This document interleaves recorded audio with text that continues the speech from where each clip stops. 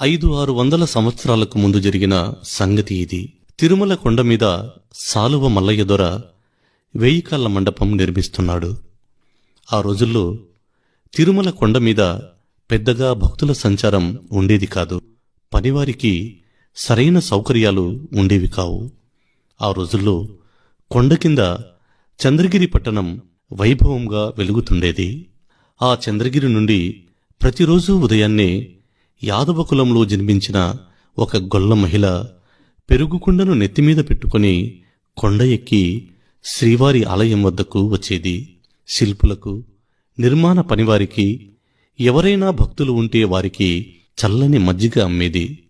ఆ గొల్ల మహిళ ప్రతిరోజు శ్రీ వెంకటేశ్వరుడి దివ్య మంగళ రూపాన్ని భక్తితో దర్శించుకునేది. స్వామివారికి ఆలయాలు నిర్మిస్తున్న ఈ రాజులు ఎంత పుణ్యాత్ములో కదా అనుకునేది. వారంటే సొమ్ములున్న మహారాజులు.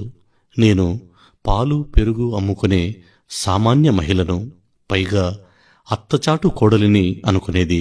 ఆమె ప్రతిరోజు అమ్మిన సొమ్ముకు అత్తకు లెక్క చెప్పాల్సి వచ్చేది. ఆ గొల్ల మహిళ బాగా ఆలోచించి వచ్చిన సొమ్ములు కొంత అత్తకు తెలియకుండా కొండ దిగేటప్పుడు ఒక రాయి కింద దాచిపెట్టింది. కొండమీద కడుతున్న ఆ కట్టడాలు పూర్తి అవుతున్నాయి. కొంతకాలానికి ఆ శిల్పులు కిందకు వెళ్ళిపోతారు. ఒకరోజు ఆ గొల్ల మహిళ గోపమ్మ ఆ శిల్పుల దగ్గరకు వెళ్ళింది.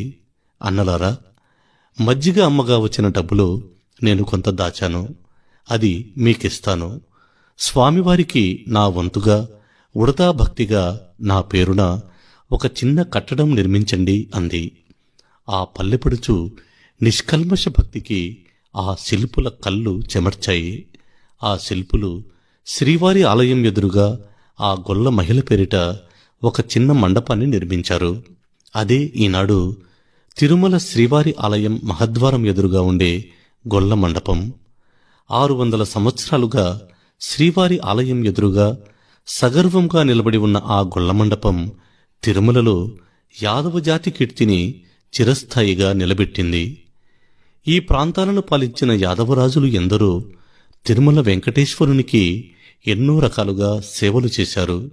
శ్రీవారికి కూడా యాదవులంటే ఎంతో ప్రీతి.